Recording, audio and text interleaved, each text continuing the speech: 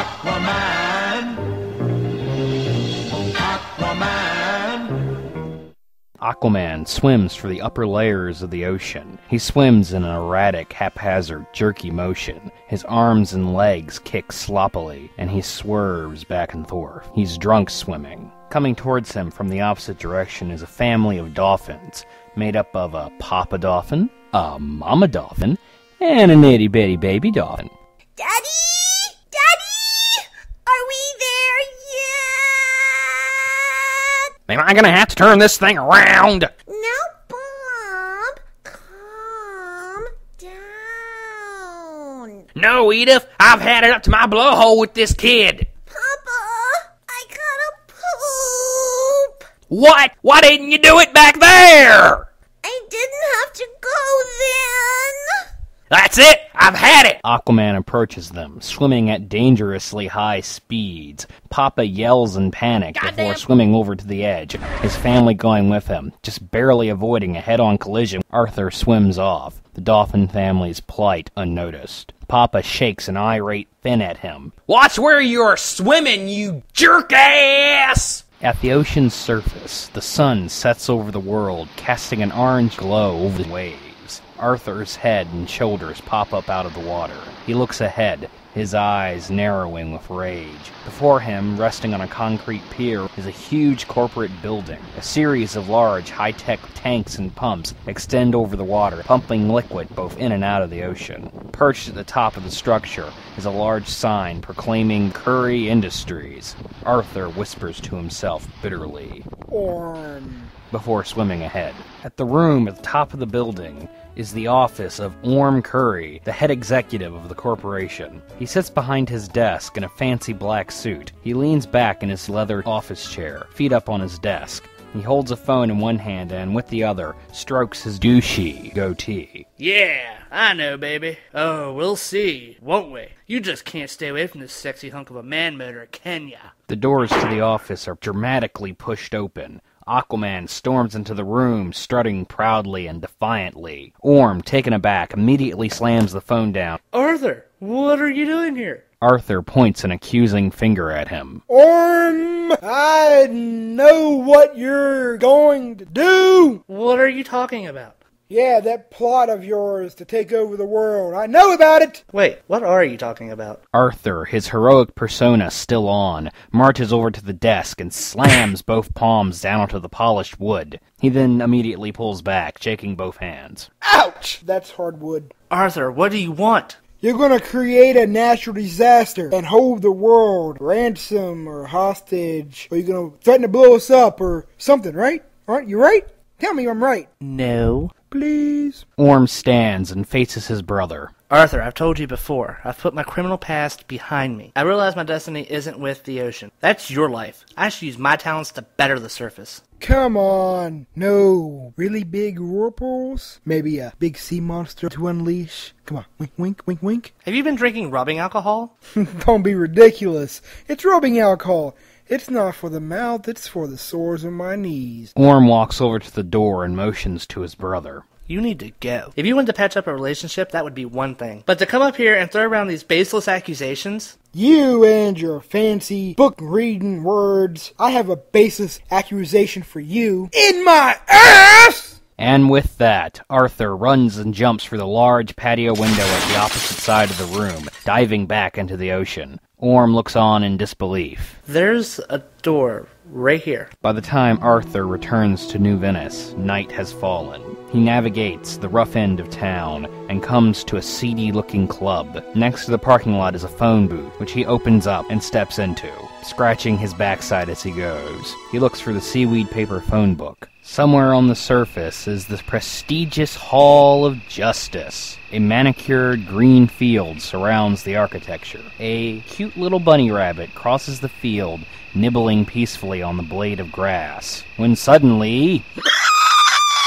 Hawkman swoops down and grabs the rabbit with his talons. The winged hero, the cute rodent lying limp in his jaws, flies over to the hall and rests in a nest assembled atop the building. Roosting there, he begins to feast on the fuzzy treat. Loud music is heard coming from inside the hall. Inside, the Justice League conference hall has been refitted into a dance floor. Loud techno music and flashing strobe lights sensory overload the area. On the dance floor, the Flash shakes spastically at superhuman speeds. The Green Lantern also dances frantically, shaking his glowing green power ring in front of his face. Between them is Zatanna. She dances awkwardly back and forth, a drink in one hand. Away from the dance floor, standing by the punch bowl, is Wonder Woman. She seems none too amused by what's around her. Martian Manhunter floats over to the table. He lands next to the hero and smiles at her, his super shorts bulging obscenely. Hello, Diana. How's it going? It's Wonder Woman to you, Martian Manhunter. Oh, I see. And please, call me John. How about no? How is it being both a woman and the leader of the Justice League? Oh, it's terrible. Just an awful fucking job having to put up with you babies. Swear to God, surprised I don't have to change your diapers. She glares at his superhero trunks, and then kicks him strongly in the groin. He crumbles to the floor. Wonder Woman pours her drink out and walks away, disgusted. Martian Manhunter continues to smile like a total douchebag. I'll see you later. On the dance floor, Zatanna turns to Green Lantern. Oh, Hal, you're such a good dancer. You know it, baby. While she isn't looking, the Flash sneaks over and drops a mysterious object into her drink. The dudes smile at each other over her shoulders. Suddenly, the music and noise comes to a halt. Every head in the room snaps around to look in one direction, at the bright red panic phone seated atop the computer panel. Wonder Woman speaks up. I'll get it. But before she even has a chance to move from her spot, the Flash zips over to the phone and picks it up. Yellow! Deep in the ocean, inside the phone booth, Arthur speaks into the receiver. Hello, is this the Hall of Justice? No, it's not. This is where you cut people's arms and legs off with a chainsaw. Yes, it's the League of Justice. You really need to investigate Orm Curry. You know, he's up to something. I just know it. Who the fuck is this? It's actually... It's Aquaman. The Flash rolls his eyes and yells at the rest of the League. Don't get up, guys. It's just Aquaman. The entire group groans in frustration and the music starts back up, the party resuming. How did you get this number? How are you calling from the ocean? And I'm pretty sure you're all illiterate down there. To answer your first question, I actually opened a book, and it was the phone book. And for the other question, I can't really answer that because, Wait, I don't fucking care. What do you want? You're interrupting my time. Reinstate my membership to the Justice League, and I will beat my brother senseless. Flash blows a raspberry, dismissing Aqua's concerns. How about you, Elongated Man, and the Wonder Twin go off and form the Justice Lame of America? Green Lantern calls out from the dance floor. Oh, snap! Flash runs off at super speed, high-fiving the Green Lantern before running back to the phone, picking it back up before it even had a chance to fall. He says one more thing. Honestly, though, you are a bad man. And then hangs up. He runs back to the dance floor. Green Lantern holds Zatanna around the waist. Her eyes droop, and she trips over her own feet. He slowly moves her off of the dance floor. My head feels fuzzy. Where are you taking me? Just someplace private, baby. Someplace private? What do you mean?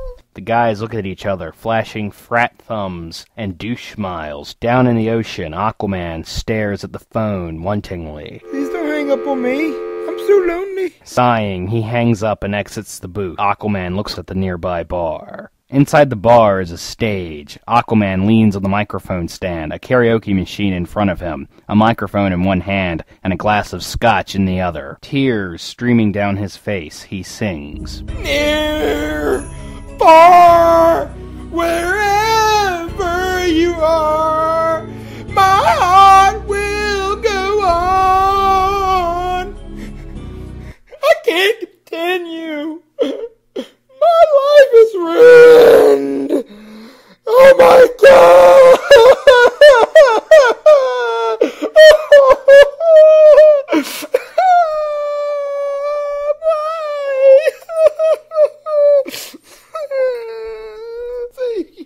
One heckler sits in the audience. You suck. Outside the club is an open dumpster full of old mattresses. A door swings open. Arthur is tossed from the club by a big burly bouncer. The hero collides with the brick wall right next to the dumpster. The bouncer yells at him. "You rapscallion! You ne'er-do-well! Not in my establishment!" Aquaman gets back to his feet and walks off. He wanders to the edge of an Atlantean freeway. Sharks, whales, and small submarines zoom by. Arthur looks on at the traffic, rubs the tears from his eyes, and steps forward. Large fish swerve to miss him. Aquaman raises his fist and falls to his knees. Come on! What are you waiting for? Hit me! End it! End it!